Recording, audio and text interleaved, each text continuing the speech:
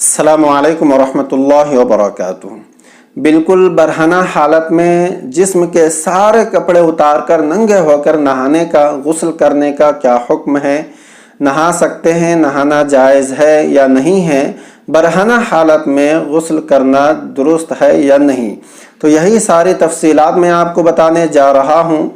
तो देखिए, नहाते वक्त किसी के भी सामने सतर का खोलना ये नाजायज़ और गुनाह है। ठीक है। अब सतर क्या है? तो सतर यानी नाफ से लेकर घुटने के नीचे तक, नाफ से लेकर घुटने के नीचे तक ये जो हमारे जिस्म का हिस्सा है ये सतर कहलाता है। इसका पर्दा करना, इसको छुपाना वाजिब है, ज़रूरी है। ठीक है। कहाँ पर आप नंगे होकर बरहना हालत में नहा सकते हैं?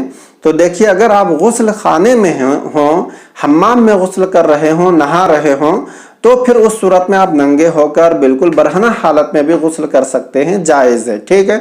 अब चाहे खड़े होकर नहाइए या फिर बैठ कर नहाइए, लेकिन बैठ कर नहाना ये ज़्यादा बेहतर है, क्योंकि सूरत तो ये हो गई। दूसरी सूरत ये कि आप गुस्ल खाने में नहीं, हम्माम में नहीं, बल्कि किसी खुली जगह पर नहा रहे हों, तो वहाँ पर आपको ये देखना पड़ेगा कि किसी रास्ते पर आप नहा रहे हों जहाँ से लोगों का गुज़र होता है, लोगों का आना जाना है, आम रास्ता है, तो फिर उस जगह पर आपको सतर छुपा कर ही नहाना ज़रूरी है, वाजिब है। ठीक है। और अगर कोई ऐसी जगह है जहाँ आप नहा रहे हो कि वहाँ से किसी का गुज़र ना होता हो, लोगों की नज़र ना पड़ती हो, तो फिर उस जगह भी आप नंगे होकर नहा सकते हैं। ठीक है। अब चाहे खड़े होकर नहाएं या बैठ कर नहाएं, लेकिन बैठ कर नहाना ज़्यादा बेहतर है और इसमें ज़्यादा पर्दा है। और फिर यह कि किसी ऐसी जगह जहाँ कोई ना देख रहा हो आपको, यानी किसी की नज़र ना पड़ती हो, और या फिर यह कि गुस्ल खाना ही क्यों ना हो, दोनों सूरतों में ये ज़्यादा बेहतर है कि वो सतर को छुपाकर गुस्ल करे। ठीक है। सतर के हिस्से को ढाँक कर गुस्ल करे।